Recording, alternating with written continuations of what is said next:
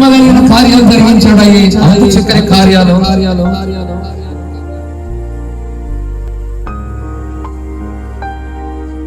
ఇదిగో నీ ద్వారా దేవుడు ఎంతో మందిని బలపరచాలి అని నేను నడిపించాడు తల్లి.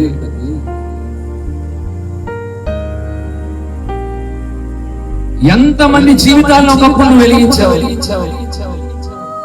దేవుని వెలిగించి నీ ద్వారా జీవితాలను సరి చేసి నీ జీవితంలో శోధనలు వచ్చినాయని కుమిలిపోతున్నా, వదిలేసి వెళ్ళిపోదాం అనుకుంటున్నావా?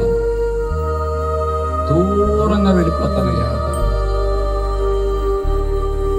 అందరికి చెప్పాను, అందరినీ సరి చేయాలని చూశాను, అందరి జీవితాలు జీవించాను. ఈరోజు నా జీవితంలో పరిస్థితి ఏడుస్తున్నావా?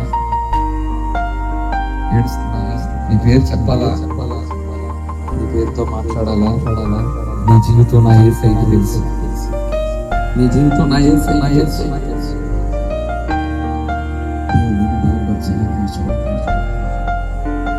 నీ జీవితాన్ని బలపరచాలని ఆశపడగా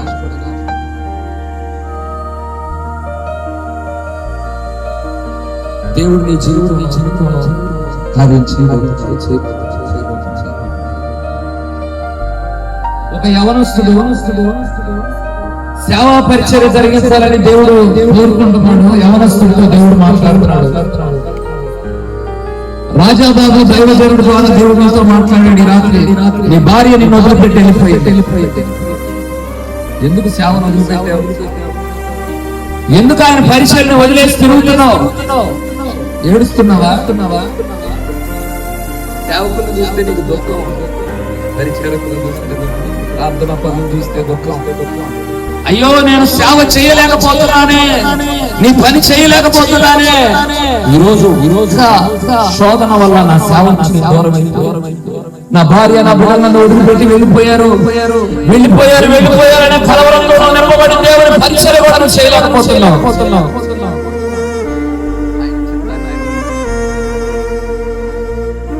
ఆయన చిత్తాన్ని ఆయన జరిగించాలని రాజకీయంతో మాట్లాడు. ఎక్కడి నుంచి ఈ మాటలు వింటున్నావు? ఈ స్థలంలో ఉన్నా సరే, ఎక్కడైనా ఉన్నా సరే, దేవుడు నీ ద్వారా పరిచయం జరిగించాలి అని ఆశపడుతున్నాడు. పరిగెత్తుకుంటూ నీ ద్వారా చాలా పని ఆయన జరిగించబోతున్నాడు. ఆలస్యం అయిపోతుంది. అనేక మంది ఆత్మ నీ ద్వారా రక్షించు. ఈ రాత్రి దేవుడు చాలా మాటలు ఆయన మాట్లాడుతున్నాడు. చాలా విషయాలు ఆయన మాట్లాడుతున్నాడు. ఇదిగో నీ బలిపీఠం మరలా కట్టబడబోతున్నాడు. నీ బలిపీఠాన్ని దేవుడు నిర్మించబోతున్నాడు. నీ జీవితాన్ని ఆశీర్వాదకరంగా మార్చబోతున్నాడు. ఇదిగో నీ జీవితంలో గొప్ప మహిమ